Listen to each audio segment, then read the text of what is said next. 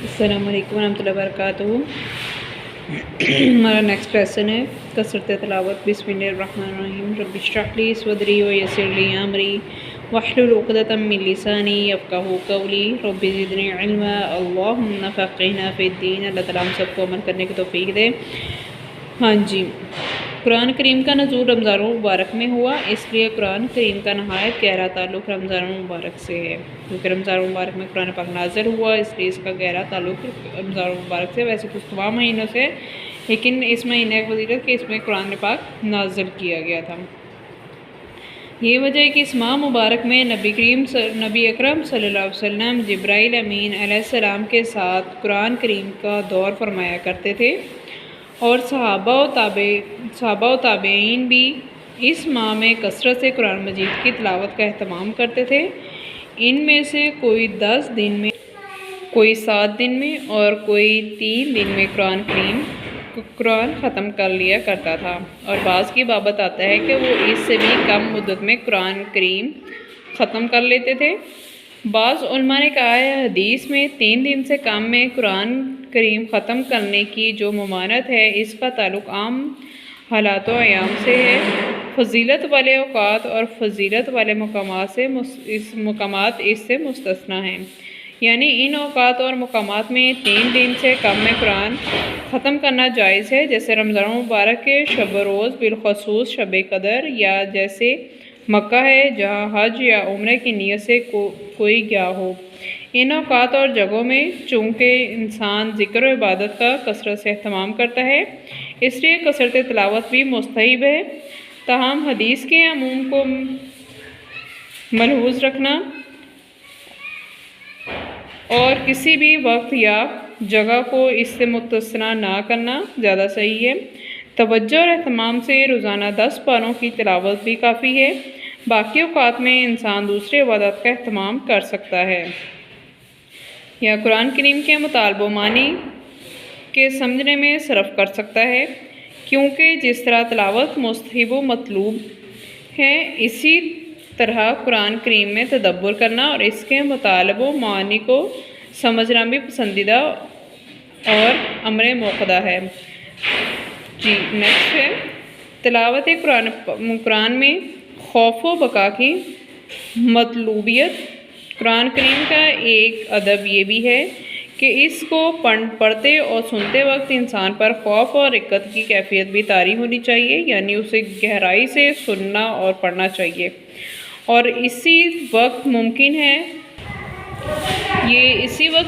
ہے جب پڑھنے اور سننے والے مطالبہ و معنی سے بھی واقف ہوں۔ اس لیے قرآن کو شعروں کی سی تیزی اور روانی سے پڑھنے کی ممانعت ہے، یعنی گا کر پڑھنے سے منع کیا گیا ہے، جس کا مطلب یہی ہے قرآن کو محض تاریخ و قصص کی کتاب نہ سمجھا جائے، یعنی صرف تاریخی کتاب یا قصوں والی کتاب نہ سمجھا جائے، بلکہ اسے کتاب ہدایت سمجھ کر پڑھا جائے۔ آیات وعد و وعید اور انذار و تبشیر پر غور کیا جائے، یعنی جو وعدے کیے گئے ہیں اور جو ڈراوے ہیں، جو بشارتیں ہیں، ان پر بھی غور کیا جائے۔ جہاں اللہ کی رحمت و مغفرت اور اس کی بشارتوں اور نعمتوں کا بیان ہے، وہاں اللہ سے ان کا سوال کیا جائے، اور جہاں اس کے انداز و تخفیف اور عذاب و وعید کا تذکرہ ہے، وہاں ان سے پناہ مانگی جائے۔ ہمارے اسلاف اسی طرح غور و تدبر سے قرآن پڑھتے تو ان پر بعض دفعہ ایسی کیفیت اور رقت طاری ہوتی، بار بار وہ ان آیات کی تلاوت کرتے اور خوب بارگاہ الہی میں گڑ گڑاتے۔ سننے والے بھی غور و تدبر سے سنیں تو ان پر بھی یہی کیفیت طاری ہوتی ہے۔ حدیث میں آتا ہے ایک مرتبہ نبی اکرم صلی اللہ علیہ وسلم نے حضرت عبداللہ بن مسعود رضی اللہ عنہ سے فرمایا، اقرأ علیہ، مجھے قرآن پڑھ کر سناؤ۔ حضرت ابن مسعود رضی اللہ عنہ نے عرض کیا، اقرأ علیک وعلیک انزل، میں آپ کو پڑھ کر سناؤں حالانکہ آپ پر تو قرآن نازل ہوا ہے، یعنی وہ سوال کر رہے ہیں۔ آپ صلی اللہ علیہ وسلم نے فرمایا، انی احب ان اسمعہ من غیری، میں اپنے علاوہ کسی اور سے سننا چاہتا ہوں۔ چنانچہ حضرت ابن مسعود نے سورہ نساء پڑھنی شروع کر دی۔ جب وہ اس آیت پر پہنچے، بسم اللہ الرحمن الرحیم، فَكَيْفَ إِذَا جِئْنَا مِن كُلِّ أُمَّةٍ بِشَهِيدٍ وَجِئْنَا بِكَ عَلَى هَؤُلَاءِ شَهِيدًا۔ اس وقت کیا حال ہوگا جب ہم ہر امت میں سے ایک گواہ حاضر کریں گے اور اے محمد صلی اللہ علیہ وسلم ان سب پر آپ کو گواہ بنائیں گے۔ سورۃ نساء۔ تو آپ صلی اللہ علیہ وسلم نے فرمایا، حسبک، بس کرو۔ حضرت ابن مسعود رضی اللہ عنہ فرماتے ہیں، میں نے رسول صلی اللہ علیہ وسلم کی طرف دیکھا تو آپ صلی اللہ علیہ وسلم کی دونوں آنکھوں سے آنسو جاری تھے۔ سبحان اللہ۔ نبی صلی اللہ علیہ وسلم اس طرح غور و تدبر سے قرآن پڑھتے اور اس سے اثر پذیر ہوتے۔ جن صورتوں میں قیامت کی ہولناکیوں کا بیان ہے، آپ صلی اللہ علیہ وسلم فرماتے ہیں کہ انہوں نے مجھے بڑھاپے سے پہلے بوڑھا کر دیا ہے، یعنی اس قدر فکر مند ہوتے تھے۔ آپ صلی اللہ علیہ وسلم نے فرمایا،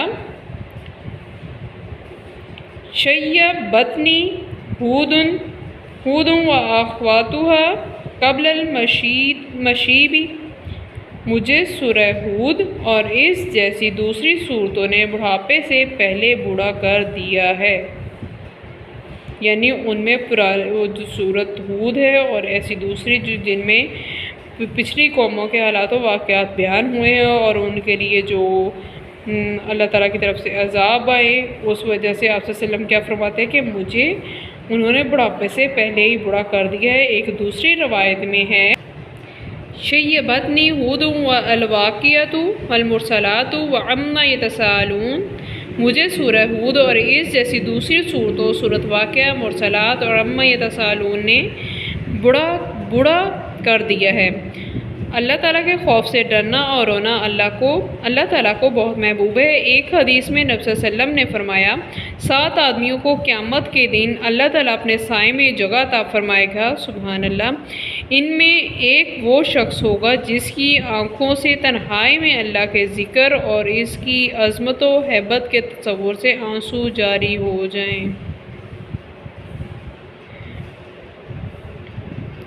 رجل ذکر اللہ خالیا ففاضت عیناہ، ایک واقعہ نبی صلی اللہ علیہ وسلم نے فرمایا، ایک واقعہ نبی صلی اللہ علیہ وسلم نے بیان فرمایا کہ پچھلی امتوں میں ایک شخص تھا، اللہ تعالیٰ نے اس کو مال و دولت سے نوازا تھا، لیکن وہ سمجھتا تھا کہ میں نے اس کا حق ادا نہیں کیا، وہ بہت گناہ کیے ہیں۔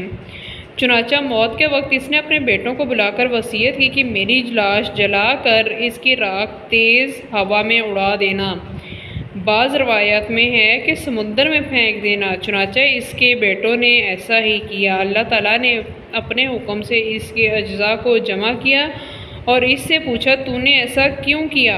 اس نے کہا، صرف تیرے خوف نے مجھے ایسا کرنے پر آمادہ کیا، تو اللہ تعالیٰ نے اسے معاف فرما دیا۔ سبحان اللہ۔ بہرحال اللہ کا خوف اپنے دل میں پیدا کرنے کی سعی کوشش کرنی چاہیے، اور اس کا ایک بہترین طریقہ یہ ہے قرآن مجید کی تلاوت غور و تدبر سے کی جائے اور اس کے معنی و مطالب کو سمجھا جائے اور اس کی عظمت و جلالت کو قلب و ذہن میں مستحضر کیا جائے۔ اللہ تعالی ہم سب کو عمل کرنے کی توفیق دے اور قرآن پاک کو بہترین طریقے سے سمجھنے کی اور اس پر عمل کرنے کی توفیق اور ہمت دے۔ آمین ثم آمین۔ جزاکم اللہ خیر۔ سبحانک اللہم و بحمدک، اشہد ان لا الہ الا انت، استغفرک و اتوب الیک۔ السلام علیکم ورحمۃ اللہ وبرکاتہ۔